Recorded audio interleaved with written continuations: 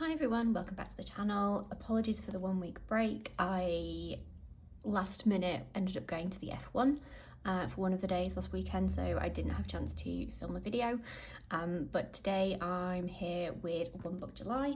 So that was the intended video for last weekend, just talking you through my plans for One Book July. I did touch on it in my last one, or the one before that I was probably going to do it again, just to try and kind of reinvigorate my planning and kind of get a bit back to basics, because I used it last year and loved it, and loved kind of just changing up my planning and kind of just really working out what I want out of a planner. So today I thought I would share with you my Hobonichi weeks and how I plan on using that for July. Some of it is similar to how I have been using it previously, but there's just a few amendments.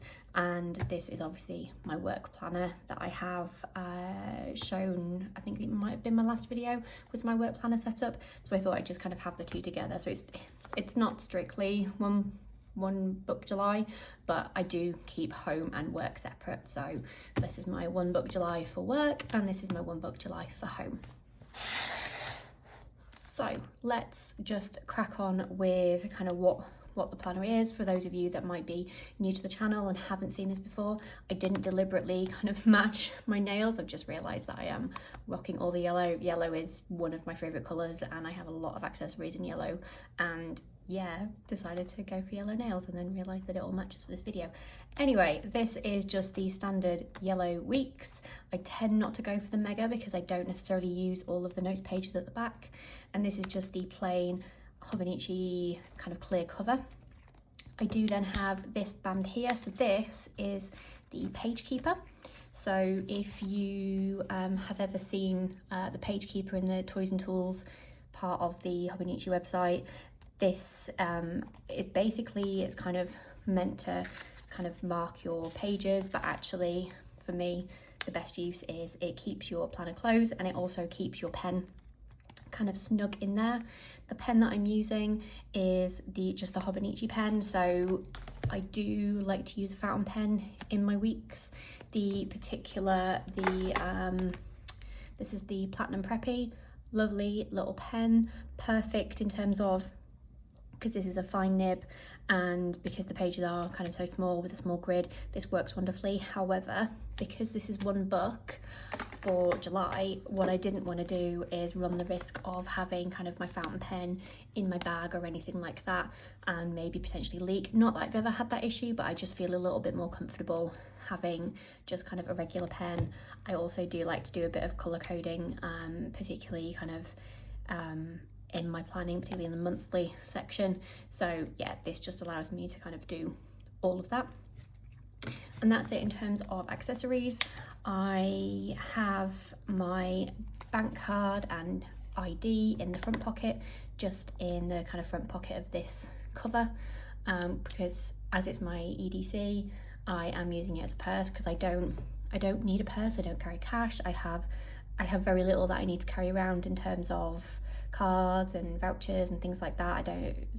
Yeah, just having a pocket in my planner is more than enough for me. And then if I do ever need to kind of carry any extra kind of loyalty cards or vouchers for shops, the little pocket here that comes with the weeks or this back pocket is perfect for that. Although at the moment all I have in are some monthly stickers from the shop, very old sheet actually from the shop, that I use for my financial planning pages, which I'll talk through, and then just these. So if you are no stranger to this channel, you've probably heard me talk about these.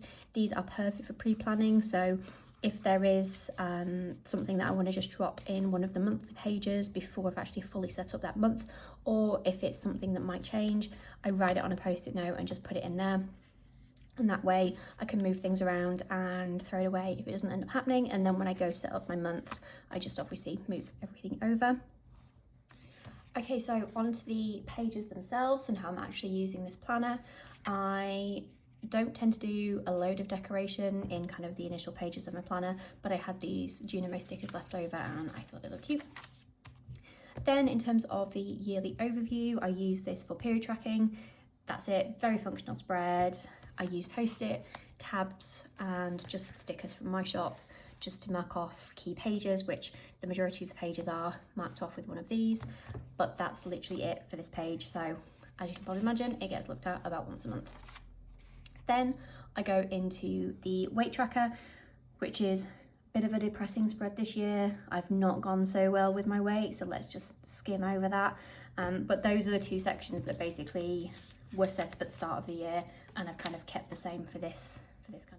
I have set up just the first month in advance, and then the rest is just kind of post-it notes with any plans where I have them. As you can see, I don't have a huge amount planned in as yet, and I like to have at least 1 month in advance, so even if for some reason in August I do end up moving out of this and don't stick post One Book July, it's still nice to have it all set up for kind of checking plans and things, rather than having a sea of post-it notes, because that would be a lot on that page and would annoy me. And yeah, that's the monthly setup, so not too dissimilar to how I had it kind of pre One Book July. For the weekly layout, it is very similar. So all I've done differently here is I have still kept my tasks and my events to the left hand side, but because I'm using this pen this time around rather than my fountain pen, I'm able to do a bit of colour coding. So blue are plans, and then black is just tasks basically. Then what I've done, I've added in this column as part of my whole kind of concentrating on health and fitness, to try and kind of give me that push to having to fill something out here. So I'm using this for basically if I do exercise, and then if I'm under my calorie goal, by how much, because I use my Fitness Pal. I had quite a busy week the rest of that week, so no exercise happened. I wasn't really paying much attention to my food because I was basically away or out each night. So I did just log my steps, because I was actually at least doing my steps most of the days, apart from Sunday when I just didn't move because I was so exhausted from the week. But that's that new edition. My kind of shop and blog tasks and things like that, or shop and YouTube tasks, they're in there like they normally are. So I set it up Monday to Friday, and then just a W for the weekend, because shop tasks generally, it doesn't matter what day of the weekend that I do them, so they're just in there as one. I then added in, I tried this week, but I didn't add it, or I tried it last week and didn't add it in for this week. And yeah, it was just some kind of house tasks that we needed to do that we still need to do, that I just wanted to kind of put front and center. Didn't like it, which is why I didn't get kept in for this week.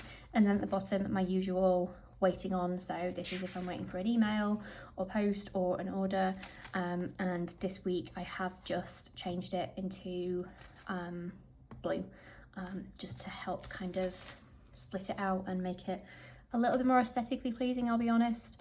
But I do like how that's kind of laid out. Then in terms of kind of how else I'm using the weeks, I do have my usual finance setup, which I'm not going to talk about in any detail, but I feel like I've talked about it on the blog before potentially, just around kind of how I use it for finance tracking. That's something that's been set up basically since the start of the year. I think I've used the weeks in this way for like 3 years now. So that's always a consistent.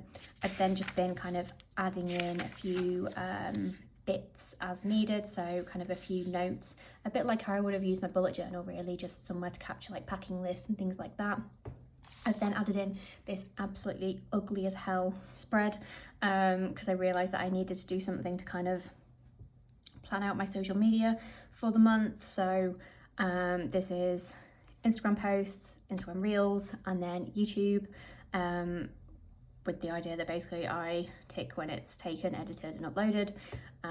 Yeah, I hate how it looks, but it's very functional, so yeah, it's fine. And then because I realised that I had a random 2 blank pages in between this, I've just started doing a bit of kind of daily logging. I don't really know where I'm going with this. I'm gonna see. Yeah, it's just been a bit of a kind of experiment really around kind of having a bit more space to kind of expand out my to-do list, but also because I'll have tasks for the same day in 2 different places. Sometimes that does kind of irritate me. So on busier days, which is generally either days that I do my half-day work, or when I'm at home for the weekend where I'll get more kind of, home tasks done, I'm thinking I might experiment with kind of doing a daily spread. I then might try and kind of work in maybe some like journaling or daily highlights, or maybe throw in some stickers, similar to what I've kind of done in the past with my bullet journal, and definitely started playing with it last year during One Book July in my bullet journal. Very kind of akin to what Lindsay Scribbles does in her weeks, but with less artistic flair than her, because she is a much better drawer and she can kind of doodle her day, whereas I will just end up using stickers or something. Yeah, so as you can see, I've only used it for a couple of days. It was just kind of a new build for this week, but we'll see how it goes. I'll do a check-in in a couple of weeks and we'll see kind of how much of this I've actually done and whether it's kind of expanded out into journaling, or whether it has just been nice clean to-do lists for days where I just need to have one page with everything listed out. We'll see. And that's it for the setup. So a very simple setup.